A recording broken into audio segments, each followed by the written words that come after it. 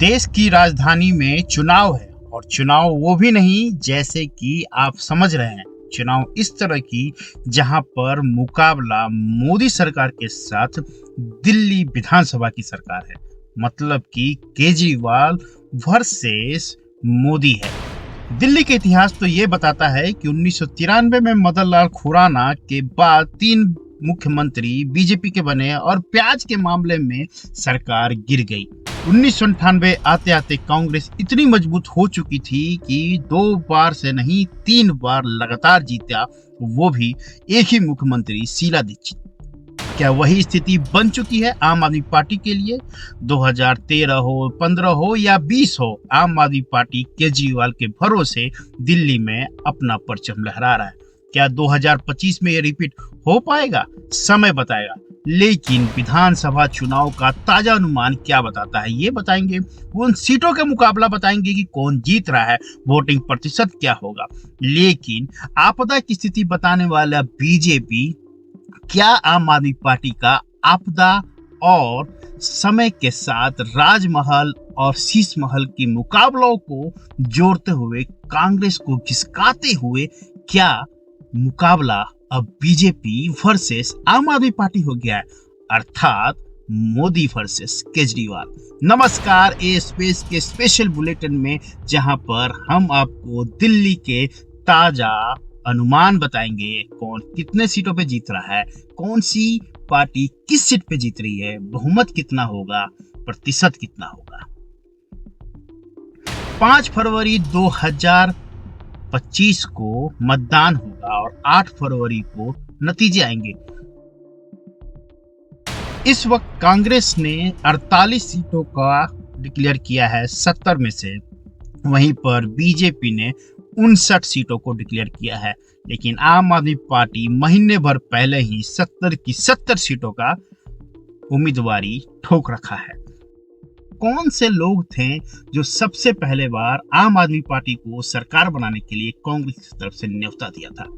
वहीं से भूल हुई कांग्रेस को और वहीं से आपको समझना होगा कि कांग्रेस का जो मेन वोटर था वो आम आदमी पार्टी में शिफ्ट हो गया। आज भी कांग्रेस के वोटर आम आदमी पार्टी में हैं, लेकिन बीजेपी के जो एक्चुअल वोटर हैं वो बीजेपी के साथ में हैं पिछले 12 साल से। 2025 में मुकाबला बीजेपी के साथ सिर्फ आम आदमी पार्टी का है या फिर आम आदमी पार्टी का मुकाबला बीजेपी के साथ है?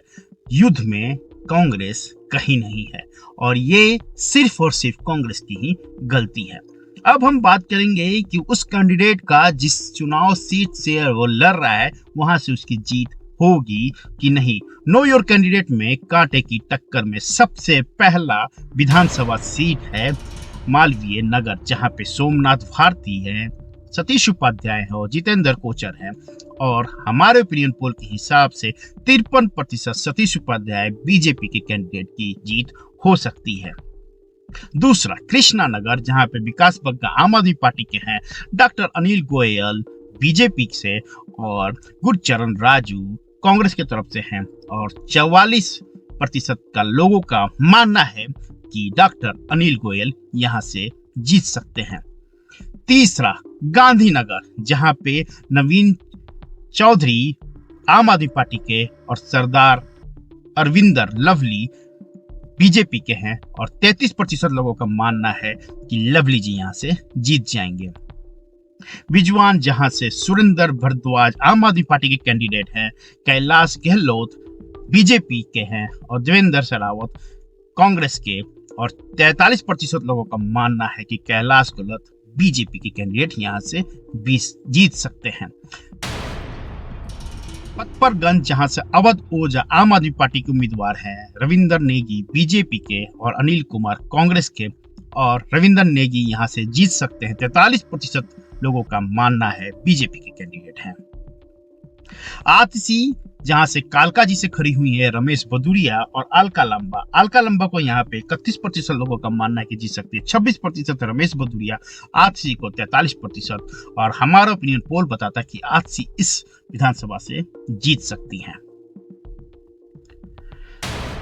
जगनपुरा, जहां से मनीष सिसोदिया हैं, सरदार तरविंदर मरवा हैं और फरहान सूरी कांग्रेस के हैं और 38% लोगों का मानना है कि आम आदमी पार्टी को उम्मीदवार मनीष सिसोदिया जीत सकते हैं। करवाल नगर, जहां से आम आदमी पार्टी के मनोज त्यागी हैं, बीजेपी के कपिल मिश्रा और पीके मिश्रा हैं कांग्रेस के, और 26% लोग पीके मिश्रा के साथ हैं, 46% कपिल मिश्रा के साथ और 28% मनोज त्यागी का। और इस विधानसभा से कपिल मिश्रा बीजेपी कैंडिडेट जीत सकते हैं। सबसे इंपॉर्टेंट सीट नई दिल्ली, जहां से केजरीवाल आम आदमी पार्टी के उम्मीदवार है, प्रवेश वर्मा बीजेपी के और कांग्रेस के संदीप दीक्षित। और इसमें बहुत फेरबदल हुई है। फेरबदल ये हुई है कि 42% अरविंद केजरीवाल के साथ है, 21% प्रवेश वर्मा के साथ और 37% लोग संदीप दीक्षित के साथ हैं। और ये सीट हो सकता है कि कांग्रेस निकाल ले। दिल्ली चुनाव के 70 सीटों का ओपिनियन पोल लेके आए हैं और इस ओपिनियन पोल में बताएंगे दिल्ली विधानसभा चुनाव 2025 कौन जीत रहा है। इस कड़ी में सबसे पहले है कांग्रेस। कांग्रेस को 2020 के नतीजे में 4.26% वोट मिला था और सीटें मिली थी 0।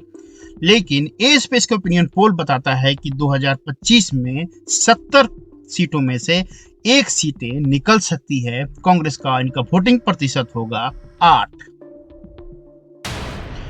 वहीं पर बीजेपी के 2020 के नतीजे थे, उनका वोटिंग प्रतिशत था 38.51 और टोटल 8 सीटें थी 70 में से।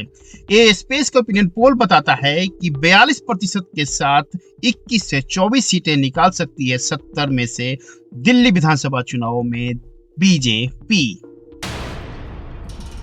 आम आदमी पार्टी 2020 के नतीजे में वोटिंग प्रतिशत था 53.57 और 70 में से 62 सीटें थी। और ए स्पेस का ओपिनियन पोल बताता है कि 48% वोटिंग के साथ 39 से 45 सीटें आराम से आम आदमी पार्टी निकाल सकती है। एक्चुअल ओपिनियन पोल ये बताता है जहां पर 1 सीटें आ सकती है कांग्रेस को, इनका वोटिंग प्रतिशत 8 के आसपास रहेगा। वहीं पर 70 में से 21 से 24 सीटें बीजेपी निकाल सकती है और इनका वोटिंग प्रतिशत 42 के आसपास जा सकता है। और 36 का आंकड़ा आम आदमी पार्टी आराम से निकालते हुए नजर आ रहा है, 39 से 45 सीटें निकाल के ले आ सकता है। इनका वोटिंग प्रतिशत 48 के आसपास रह सकता है। ए स्पेस का ओपिनियन पोल बताता है कि आम आदमी पार्टी की सरकार तो बन जाएगी, लेकिन सीटों में भारी गिरावट हो सकता है। ये वीडियो आपको कैसा लगा प्लीज कमेंट बॉक्स में जरूर बताइएगा। मिलते हैं अगले वीडियो में, तब तक के लिए नमस्कार।